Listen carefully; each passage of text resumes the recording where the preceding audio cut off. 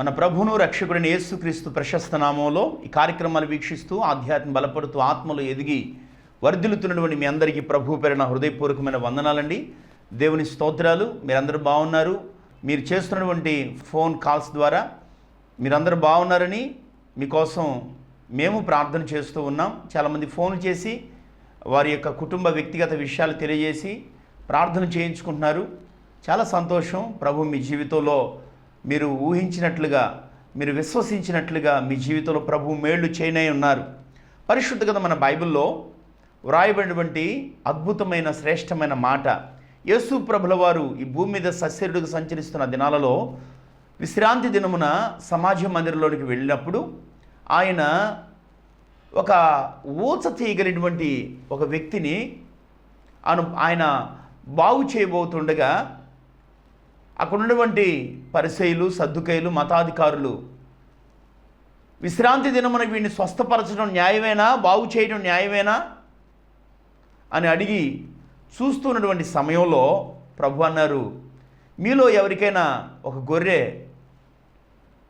గుంటలో పడిపోతే దాన్ని తీసి దాన్ని రక్షిస్తారు కదా అని చెప్పి, గొర్రె కంటే మనుషుడు ఎంతో శ్రేష్ఠుడు అని చెప్పి ఆ ఓచ చేయగలిగినటువంటి ఆ వ్యక్తిని ప్రభు ముట్టిన వెంటనే ఆ ఓచ చెయ్యి రెండవ చెయ్యి వలె సత్తువుగా బలంగా పట్టుకోగలిగినట్లుగా, జీవం కలిగినట్లుగా బాగుపరచబడిందండి. ప్రియులారా, నిర్జీవ క్రియలను రూపుమాపి జీవమును అక్షయతను కలుగు చేయడానికి ప్రభు ఈ లోకానికి వచ్చారు. మీ వ్యక్తిగత దైనందిన జీవితంలో మీ బలహీనతలు ఏవైనా, మీ బాధ ఎంతైనా, అది చెప్పగలిగిందైనా చెప్పుకోలేందైనా ప్రభు యొద్దకు వచ్చి ప్రభు యొద్ద మీ సమస్య ఏదో చెప్పుకోగలిగితే ఖచ్చితంగా ప్రభు అంటున్నారు కదా, నా యొద్దకు వచ్చేవారు నేను ఎంత మాత్రం త్రోసివేయను. ఇదిగో తండ్రి నాకు అనుగ్రహించిన వారందరూ నా యొద్దకు వస్తారు, నా యొద్దకు వచ్చిన వారిని ఎంత మాత్రం నేను తోసివేయనని చెప్పేతారు ప్రభు. ప్రియులారా, మనం శ్రేష్ఠులుగా మారాలి, శ్రేష్టమైన జీవితాన్ని జీవించాలి అని దేవుని ఉద్దేశం. అయితే శ్రేష్ఠుడుగా ఉండవలసినటువంటి ఏశావు భ్రష్టుడైపోయాడు, వ్యభిచారి అని బైబిల్లో రాయబడి ఉంది. ఏశావును గురించి వాక్యం ఏమి సెలవిస్తుందంటే, ఒక్క పూట కూటి కొరకు తన జ్యేష్ఠత్వాన్ని అమ్ముకున్నాడట. అంటే ఒక శ్రేష్టమైనటువంటి ఆధిక్యమైనటువంటి జీవితాన్ని వదులుకున్నాడు.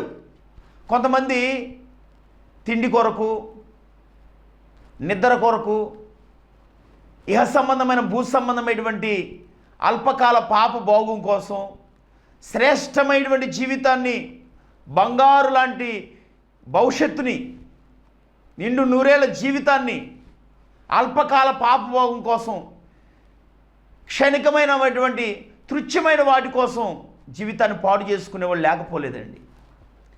జీవితాన్ని నాశనం చేసుకునేవాళ్ళు లేకపోలేదు. అసలు ఎవరు శ్రేష్ఠులు? ప్రభు అన్నారు, మనుష్యుడు శ్రేష్ఠుడు. మరి మీరు మీ కుటుంబంలో ఒక శ్రేష్టమైన వ్యక్తిగా మీరు ఉంటున్నారా? మీరు నివసిస్తున్న ప్రాంతంలో, మీరు చదువుతున్న కాలేజీలో, యూనివర్సిటీలో, మీరు ఉద్యోగం చేస్తున్న స్థలంలో, మీరుంటున్న ప్రాంతంలో మీరు శ్రేష్ఠులేనా?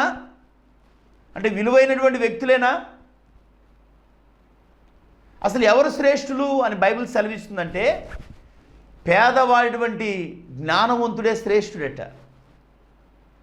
అంత మాత్రమే కాదు, తన మనస్సును స్వాధీనపరుచుకుని వాడు శ్రేష్ఠుడట. దీర్ఘశాంతం కలిగిన వాడే శ్రేష్ఠుడట. మరొక మాట బైబిల్లో మీరు గమనించినట్లయితే, కీర్తనల పుస్తకం 84వ అధ్యాయం 10వ వచనంలో రాయబడినటువంటి మాట. ఈ కీర్తన కోరహు కుమారులు రాసినటువంటి కీర్తన. 84వ కీర్తన 10వ వచనంలో రాయబడినటువంటి మాట, నీ ఆవరణములో ఒక దినము గడుపుట 1000 దినముల కంటే శ్రేష్టము, భక్తిహీనుల గుడారంలో నివసించుట కంటే నా దేవుని మందిర ద్వారము యొద్ద ఉండుట నాకు ఇష్టము. ఏది శ్రేష్టం అంటే దేవుని మందిర ఆవరణములో ఒక్క దినము గడుపుట శ్రేష్టం. ఆదివారం పూట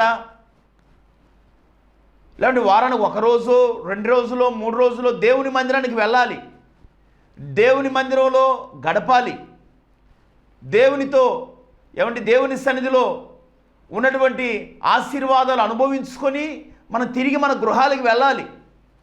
ఈ ఆన్లైన్ సర్వీసులు వచ్చిన తర్వాత ఎవరికి నచ్చినట్లుగా ఎవరికి వచ్చినట్లుగా అసలు దేవుని మందిరానికి వెళ్ళటం కానీ, దేవుని మందిరంలో కాసేపు గడపటం కానీ, దేవుని మాటలు వినటం అనేది లేకుండా పోయిందండి.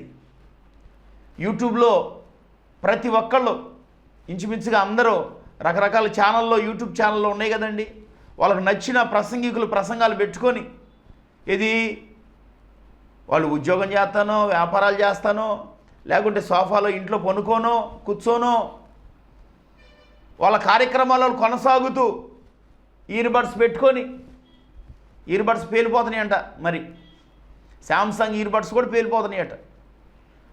ఏమండి అంటే దేవుని సన్నిధి యొక్క విలువ ఎరుగక, దేవుని మందిరం యొక్క విలువ ఎరుగక ఈ కోరహు కుమారులు పరిస్థితి ఏంటి అంటే, వాస్తవానికి ఇశ్రాయేలీయులు ఐగుప్తుని విడిచి కానానికి ప్రయాణమై వెళుతున్నప్పుడు వారిని నాయకత్వం, యాజకత్వం, ప్రవక్త తత్వం ఈ 3 అనుభవాలు గుండా, ఈ 3 వ్యక్తిత్వ పరిస్థితులు గుండా ఇదిగో వారు ఐగుప్తుని విడిచి కానానికి ప్రయాణమై వెళుతున్న మార్గం మధ్యలో నడిపింపుకి నాయకత్వానికి వ్యతిరేకంగా లేచాడు ఈ కోరహు. ఈ కోరహు, అబీరాము, దాతాను అన్నటువంటి వ్యక్తులు ఇంచుమించుగా ఒక 200-250 మందిని పోగు చేసి, దేవుడు మీతోనే మాట్లాడతాడా, మీతోనే మీకు సెలవిచ్చినట్లుగానే మాకు కూడా మాట్లాడతాడు, మాకు కూడా సెలవిస్తాడు, మేము నడిపించగలం, మేము చెప్పగలం, మేము ప్రజలకు న్యాయం తీర్చగలం. ఏమంటే కొంతమంది సొంత పెత్తనాలు చేస్తారు. ఉడతకెందుకండి ఊరిలో పెత్తనం, వెనకడికి పేరుకి పెత్తనం ఇచ్చారంట, ఇస్తే తలంతా గొరుగు పెట్టిందంట. గుర్తుపెట్టుకోండి, మీరు ఆరాధన చేస్తున్నటువంటి మందిరాల్లో, సంఘాల్లో నాయకత్వం ఉండాలి.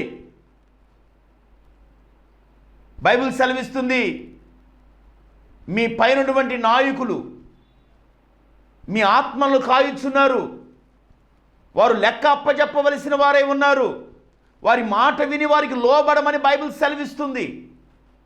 కానీ నాయకత్వానికి వ్యతిరేకంగా లేచాడు, నడిపింపుకి విరోధంగా తిరగబడ్డారు. దేవుని కోపాగ్ని, దేవుని ఉగ్రత వారి మీదకి దిగి వచ్చింది. ఈ కోరహు, అబీరాము, దాతాను అన్నటువంటి వారు, వారి భార్యలు, వారి పిల్లలు, వారు కలిగినటువంటి సమస్త మొత్తం సజీవంగా వాళ్ళు సమాధి చేయబడ్డారు. భూమి పాతాళం నోరు అలా తెరిచిందండి, అలాగున సమాధి చేయబడ్డారు. ఆ సమయంలో దేవుని మందిరం అనబడుతున్న ప్రత్యక్షపు గుడారం ఎదుట ఇదిగో ఈ కోరహు కుమారులు పరిచర్య చేస్తూ ఉన్నారు.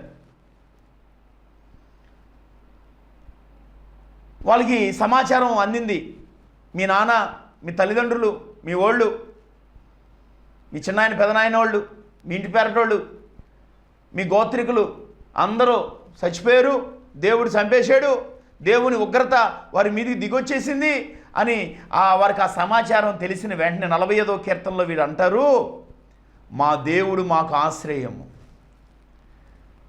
మా దేవుడు మా దుర్గము, మా దేవుడు ఆపత్కాలములో మేము నమ్ముకొనదగిన సహాయకుడు ఆయన. ఎంత అద్భుతమైన మాట అండి. వాస్తవానికి అన్యాయం జరిగింది, ద్రోహం జరిగింది, కన్న తల్లిదండ్రులు కాలగర్భులు కలిసిపోయారు, దేవుని ఉగ్రతకు బలైపోయారు. వీరంటారు, మా దేవుడు మాకు ఆశ్రయము దుర్గమునై ఉన్నాడు, మా దేవుడు మాకు ఆపత్కాలంలో నమ్ముకొనదగిన సహాయకుడు. దేవుని మందిరం ఎదుట వీరు నిలిచి పరిచర్య చేస్తున్నందువల్ల వీరు కాపాడబడ్డారు. కాపాడబడినటువంటి వీరు అంటున్నారు, ఇదిగో మీ మందిర ఆవరణములో ఒక్క దినము గడుపుట 1000 దినముల కంటే శ్రేష్టం. భక్తిహీనుల గుడారంలో నివసించడం కంటే ఇదిగో దేవుని మందిర ద్వారం ఎదుట ఉండుట మాకు ఇష్టం. చాలామందికి మందిరానికి వెళ్ళడం ఎంత కష్టమో, ఒకవేళ వెళ్ళినా మందిరంలో కూర్చోవటం ఇక ముళ్ళ మీద కూర్చున్నట్టే, ఆప సోఫాలు పడిపోతారు.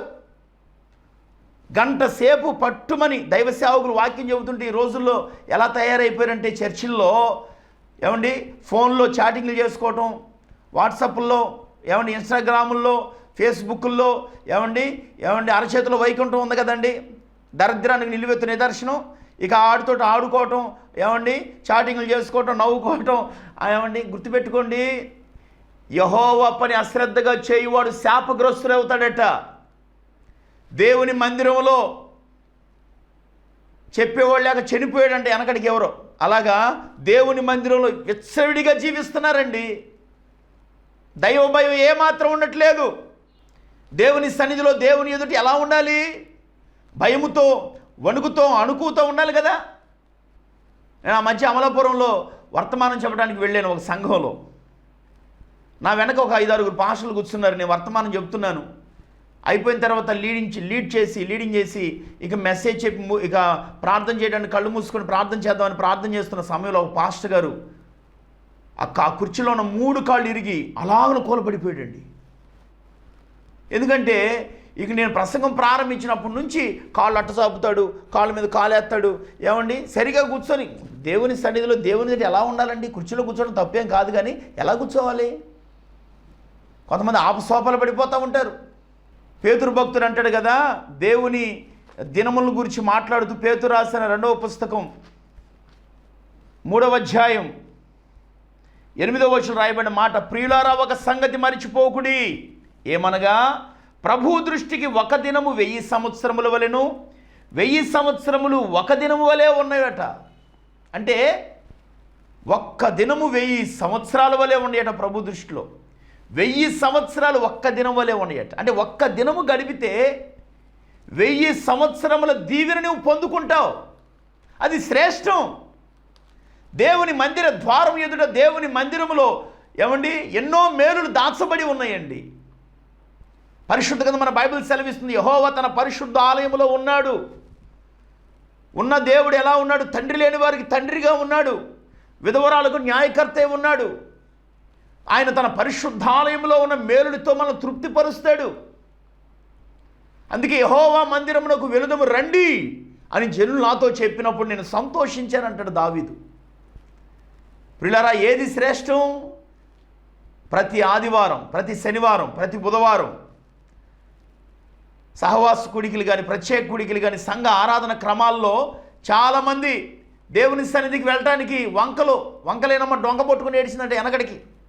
అట్లాగున్న చాలామంది వంకలు, వర్షం పడిందని వంక, చలి వచ్చిందని వంక, చుట్టాలు వచ్చారని వంక, ఏమండి ఎన్ని వంకలో. అప్పుడే వచ్చి తలకాయ నొప్పి, అప్పుడే కీళ్ళవాత వచ్చింది. ఎప్పుడు? ఆదివారం పూట. దేవుని మందిరానికి వెళ్ళటానికి చాలామంది నిర్లక్ష్యం చేస్తారు, అశ్రద్ధ చేస్తారు, దేవుని దీవెనలు పోగొట్టుకుంటారు. ఈ ఆన్లైన్ సర్వీసులు వచ్చిన తర్వాత మందిరం విలువ తెలియట్లేదు చాలామందికి. మనము సమాజంగా కూడి దేవుని మనము ఏకముగా కూడి ఆయన నామాన్ని గణపరచడానికి, ఆయన నామాన్ని గొప్ప చేయడానికి దేవుని ఆరాధించే స్థలం ఒకటి ఉంది. అది దేవుని మందిరం, పరలోకపు గవినది. మరి దేవుని మందిరానికి వెళ్ళటానికి ఎందుకంటే అంత నిర్లక్ష్యం? బైబిల్లో మీరు గమనించినట్లయితే ఆషేరు గోత్రికులైనటువంటి అన్నా ప్రవక్తి ఆవిడండి 7 సంవత్సరాలు పరిశుద్ధ గ్రంథం మన బైబిల్లో లూకాసు వర్తమానంలో ఆమెను గురించి రాయబడినటువంటి మాటలు నేను చదువుతాను, మీరు గమనించండి. 2వ అధ్యాయం 36, 37 వచన భాగాల్లో రాయబడినటువంటి మాటలు. ఆషేరు గోత్రికురాలను పనుయేలు కుమార్తెయునైన అన్నాను ఒక ప్రవక్తి ఉండెను. ఆమె కన్యాత్వం మొదలు 7 ఏండ్లు పెనిమిడితో సంసారము చేసి బహుకాలము గడిచినదై 84 సంవత్సరములు విధవరాలై ఉండి దేవాలయమును విడువక ఉపవాస ప్రార్థనలతో రేయింబగలు సేవ చేయుచూ ఉండెను. యేసు ప్రభు పుట్టిన తరువాత 8వ దినాన సున్నతి చేయటానికి యెరూషలేములో దేవాలయంలోనికి ప్రభువుని తీసుకుని వెళితే సుమియోనటువంటి ఒక దైవజనుడు ఉన్నాడు. ఇదిగో ఆ మందిరంలోనే ఒక స్త్రీ ఉంది, విధవరాలు, అన్నా అన్నటువంటి ప్రవక్తి. దేవాలయాన్ని 84 సంవత్సరాలు విడిచిపెట్టలేదంటండి. దేవుని మందిరంలోనే ఉంది, ఉపవాస ప్రార్థనలతో రేయింబగళ్ళు సేవ చేస్తుందండి. అందుకే ఆవిడ పేరు ఈ పరిశుద్ధ గ్రంథంలో రాయబడి ఉంది. ఈ పరిశుద్ధ గ్రంథంలోనే కాదు, పరలోకములో ఉన్నటువంటి గొర్రె పిల్ల జీవ గ్రంథంలో కూడా ఆవిడ పేరు రాయబడి ఉంది. సహకారుల పేర్లు జీవ గ్రంథంలో రాయబడి ఉంటాయట. ఇక నా బ్రతుకు అయిపోయింది, నా భర్త నన్ను విడిచిపెట్టాడు, నా పిల్లలు కూడా లేరు నన్ను చూడటానికి, నా బ్రతుకు ఎందుకు ఇంకా అని తన బ్రతుకు మీద విసిగి చెంది ఏదో ఒకటి చేసుకొని చచ్చిపోవటమా, లేకుంటే ఎక్కడికి వెళ్ళిపోవటమా, లేకుంటే ఏదైనా ఆశ్రమంలో చేరటమా అన్నట్లుగా ఉండాలి. కానీ ఈవిడ దేవుని మందిరాన్ని విడిచిపెట్టలేదంటండి. దైవజనులు యేసన్న గారు మాకు ఒక మాట చెప్తుంటారు ఎప్పుడు, దేవుని సేవని, దేవుని ఇంటిని మనం పొరపాటున విడిచిపెట్టకూడదని చెప్తాడు. నేను వెళ్ళిపోతాను సేవ చేయలేను అని అంటే సాతాను గాడికి జుట్టిచ్చినట్టేనంట. వాడు ఈడ్చుకొని తీసుకెళ్ళిపోతాడంట ఏదో ఒక రోజు. ఆకాశ పక్షుల కంటే మనుషులు శ్రేష్ఠులు, గొర్రె కంటే మనుషుడు శ్రేష్ఠుడు. ఒక శ్రేష్టమైన జీవితాన్ని మనం జీవించాలి అంటే క్రమం తప్పకుండా దేవుని సన్నిధికి, దేవుని మందిరానికి మనం వెళ్ళాలి, దేవుని మందిరంలో గడపాలి. అందుకే ఈ కోరహ కుమారులు 84వ కీర్తన 4వ వచనంలో వీరు అంటారు, నీ మందిరమునందు నివసించువారు ధన్యులు, వారు నిత్యము నిన్ను స్తుతించుదురు.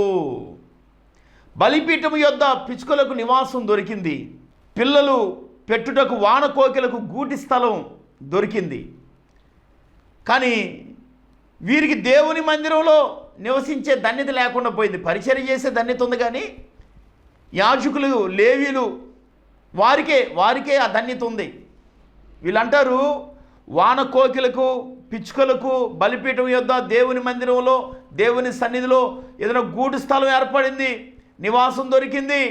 అయితే వాటికి దొరికింది కదా, మరి మీ మందిరంలో మాకు కూడా మీ మందిరంలో నివసించే భాగ్యం. బైబిల్ సెలవిస్తుంది, సైన్యములకు అధిపతి యెహోవా నీ నివాస స్థలములు ఎంత రమ్యములు. ఆయన నివసించే స్థలం అండి దేవుని మందిరం. ఆయన ప్రత్యక్షమయ్యే స్థలం దేవుని మందిరం. ఆయన మాట్లాడే స్థలం దేవుని మందిరం. ఆయన మనకు ప్రత్యుత్తరం ఇచ్చే స్థలం దేవుని మందిరం. మొక్కుబళ్ళు చేసుకునే స్థలం దేవుని మందిరం. మొక్కుబళ్ళు చెల్లించుకునే స్థలం దేవుని మందిరం. అందుకే నెహెమ్యా దినాల్లో దేవుని ప్రజలైనటువంటి ఇజ్రాయేలీలు అంటారు, మేము మా దేవుని మందిరాన్ని విడిచిపెట్టం. ప్రతి క్రైస్తవుడు, ప్రతి ఆత్మీయుడు, ప్రతి విశ్వాసి, క్రీస్తు శరీరం అనబడుతున్న సంఘంలో చేర్చబడ్డ ప్రతి విశ్వాసి, మీ సంఘాలు మీరు విడిచిపెట్టబాకండి, మీ మందిరాలను మీరు విడిచిపెట్టబాకండి, వారానికి ఒక సంఘం తిరగబాకండి. ఆన్లైన్ సర్వీసులని ఆన్లైన్లో సర్వీసులు చేస్తూ వాళ్ళకి ఏమండి ఆన్లైన్లోనే ఫోన్పేలు చేస్తూ ఉన్నారనుకోండి, రేపు మీరు మీ ఇంట్లో ఏదైనా శుభకార్యానికో మంచో చెడ్డ ఏదైనా జరిగినా వాళ్ళు ఆన్లైన్లో నుంచి మీకు ఏం రారు. ఏమండి, మీ దైవజనుడు, అది చిన్న సంఘమైనా 10 మంది అయినా 15 మంది అయినా, మీ దైవజనుడు మీకోసం ప్రార్థన చేస్తాడండి. మీ దైవజనుడు మీకోసం కన్నీళ్లు కారుస్తాడు.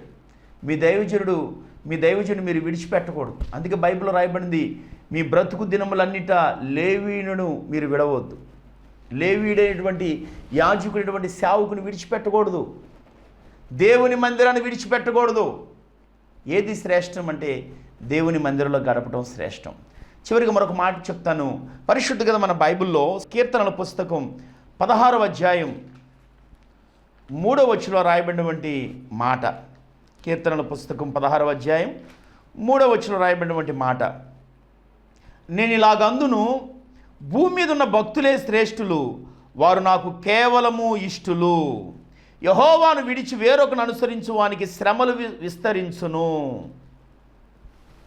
ప్రియులారా, ఎవరు శ్రేష్ఠులు?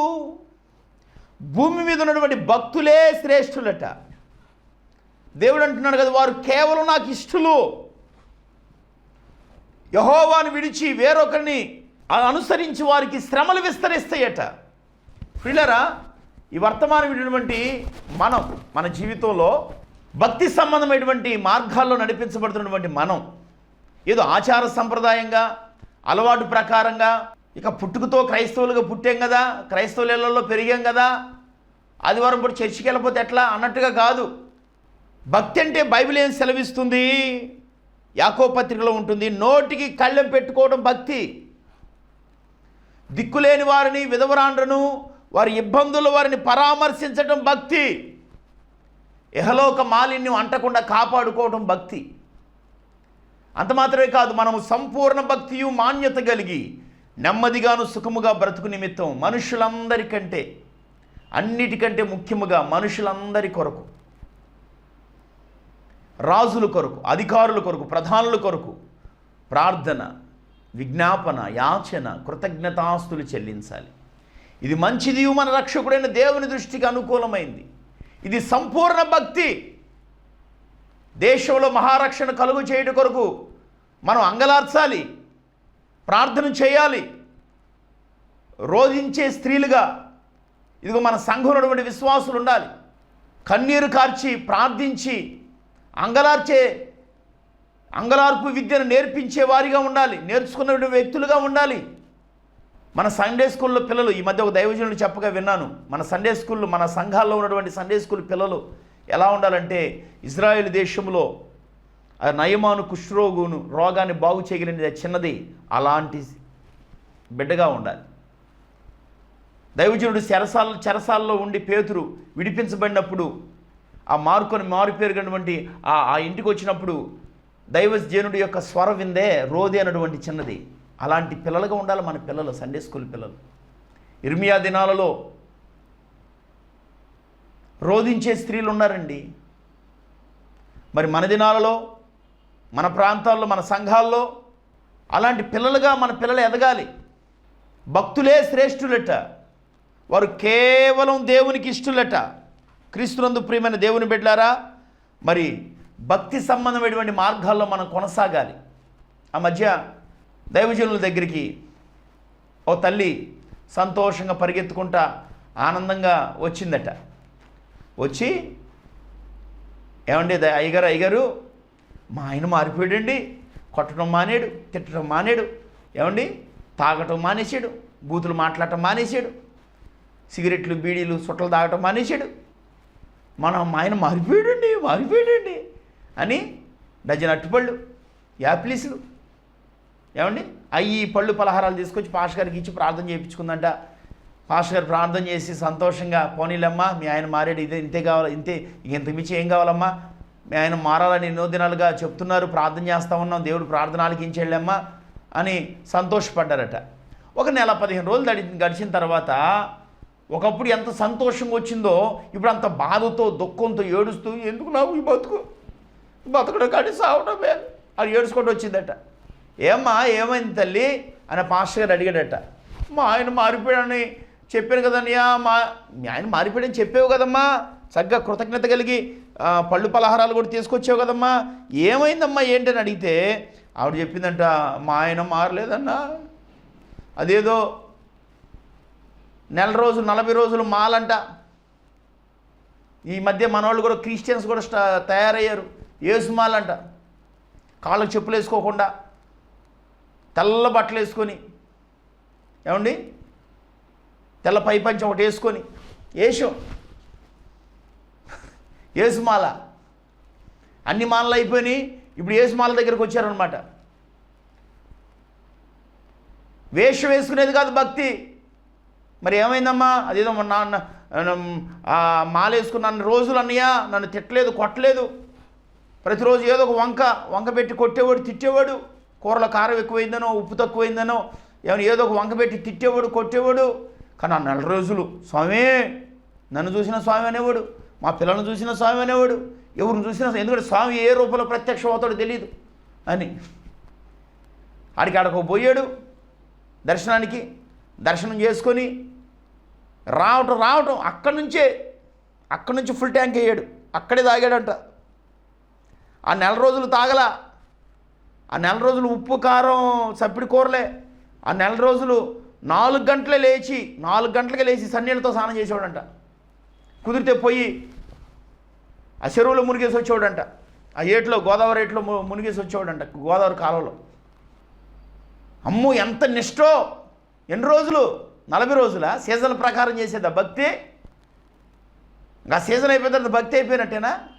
ఇప్పుడు ఈ క్రిస్మస్ వేళల్లో చూడండి మన వాళ్ళు చేసే భక్తి సంబంధమైన విషయాలు, అబ్బో! ఏమండి ఇంటి మీద స్టారు, ఇంట్లో బారు,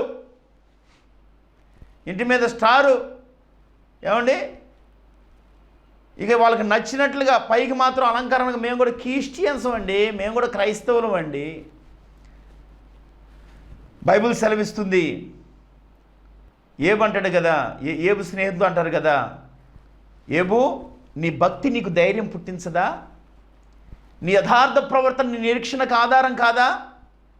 ఈ వర్తమానం విన్నటువంటి దైనందిన మీ జీవితంలో, మీ వ్యక్తిగత జీవితంలో, మీ కుటుంబంలో మీరు శ్రేష్ఠులుగా మారాలంటే భక్తి కలిగిన వారిగా ఉండాలి, దేవుని మందిరంలో గడిపేవారిగా ఉండాలి, మీ మనస్సును స్వాధీనం చేసుకునే వారిగా ఉండాలి, దీర్ఘశాంతం కలిగిన వారిగా ఉండాలి. అంత మాత్రమే కాదండి, మీరు దేవుని జ్ఞానము చేత, దైవ జ్ఞానము చేత నింపబడిన వారైతే మీరు శ్రేష్ఠులుగా మార్చబడతారు. ఈ మాటలు మన వినికిల్లో ప్రభు ఫలభరితంగా మార్చి ఆశీర్వదించునుగాక. తలల వంచి కళ్ళు మూసుకుని ప్రార్థన చేసుకుందాం. ప్రేమగల తండ్రి, జీవాధిపతిని యేసయ్య, మీ పరిశుద్ధమైన, ఉన్నతమైన, శ్రేష్టమైన, ఘనమైన నామను బట్టి మీకు స్తోత్రం. ఈ టీవీ వర్తమానాల ద్వారా మీ మాటలు మీ బిడ్డలకు అందించడానికి మీరు ఎంతగానో కృప చూపి సహాయం చేసిన నీకు స్తోత్రములు. విన్న ప్రతి మాట ప్రతి వారి హృదయాల్లో నాయన నీరు కట్టి మీరు ఫలింపచేయండి.